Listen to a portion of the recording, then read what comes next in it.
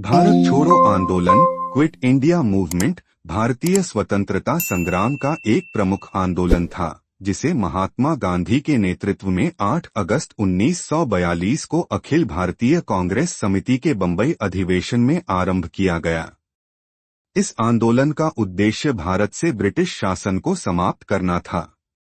इसे अगस्त क्रांति के नाम से भी जाना जाता है। इस आंदोलन ने स्वतंत्रता संग्राम में जनता की व्यापक भागीदारी सुनिश्चित की और स्वतंत्रता की राह में एक निर्णायक मोड़ साबित हुआ। भारत छोड़ो आंदोलन की पृष्ठभूमि। भारत छोड़ो आंदोलन की पृष्ठभूमि में कई प्रमुख घटनाएं और कारण थे। एक, द्वितीय विश्व युद्ध का प्रभाव। 1939 में द्वितीय विश्व युद्ध के दौरान ब्रिटिश सरकार ने भारत को बिना किसी परामर्श के युद्ध में शामिल कर लिया। भारतीयों को इससे गहरा धक्का लगा और उन्होंने इसे अपनी स्वायत्तता का उल्लंघन माना।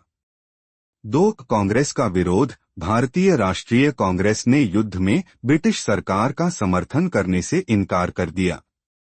1940 और 1941 के दौरान कांग्रेस ने ब्रिटिश सरकार से भारत को पूर्ण स्वतंत्रता देने की मांग की, लेकिन इसका कोई सकारात्मक परिणाम नहीं निकला। 3, क्रिप्स मिशन की असफलता। मार्च 1942 में ब्रिटिश सरकार ने स्टैफोर्ड क्रिप्स के नेतृत्व में एक मिशन भारत भेजा, जिसने भारतीय नेताओं को आजादी के बाद संघीय ढांचे के तहत एक नया संविधान बनाने का प्रस्ताव दिया। यह प्रस्ताव अस्पष्ट और अधूरी स्वतंत्रता का प्रतीक था, जिसे भारतीय नेताओं ने खारिज कर दिया। 4, ब्रिटिश शासन की दमनकारी नीतियां। ब्रिटिश सरकार की दमनकारी नीतियों, आर्थिक शोषण और भारतीयों के अधिकारों के हनन ने जनता में असंतोष पैदा किया। आंदोलन का आरंभ। 8 अगस्त 1942 को बंबई, अब मुंबई के ग्वालिया टैंक मैदान, अब अगस्त क्रांति मैदान में महात्मा गांधी ने करो या मरो का नारा देते हुए भारत छोड़ो आंदोलन की शुरुआत की।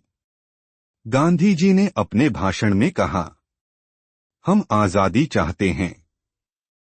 अगर ब्रिटिश हुकूमत इसे देने में असमर्थ है, तो हमें इसे अपने बल पर लेना होगा। इसके तुरंत बाद ब्रिटिश सरकार ने गांधी जी, जवाहरलाल नेहरू, सरदार वल्लभ भाई पटेल, मौलाना आजाद और अन्य प्रमुख नेताओं को गिरफ्तार कर लिया। इससे जनता में आक्रोश फैल गया और आंदोलन ने हिंसक रूप धारण कर लिया। आंदोलन के मुख्य घटक। 1, सविनय अवज्ञा। जनता ने ब्रिटिश कानूनों का उल्लंघन किया। सरकारी संस्थानों, रेलवे, डाकघरों और अन्य सरकारी संपत्तियों पर हमले हुए। 2, स्वतंत्रता की मांग। आंदोलन के दौरान पूरे देश में ब्रिटिश शासन के खिलाफ रैलियां और प्रदर्शन हुए। ग्रामीण और शहरी क्षेत्रों में समान रूप से इसका प्रभाव पड़ा। 3, युवाओं की भूमिका। युवाओं ने आंदोलन में बढ़-चढ़कर हिस्सा लिया। उन्होंने भूमिगत संगठनों का निर्माण किया और क्रांतिकारी गतिविधियां संचालित की। 4, महिलाओं का योगदान। इस आंदोलन में महिलाओं ने भी महत्वपूर्ण भूमिका निभाई। अरुणा आसफ अली, सुचेता कृपलानी और अन्य महिलाओं ने आंदोलन का नेतृत्व किया और जनता को संगठित किया। आंदोलन का प्रभाव।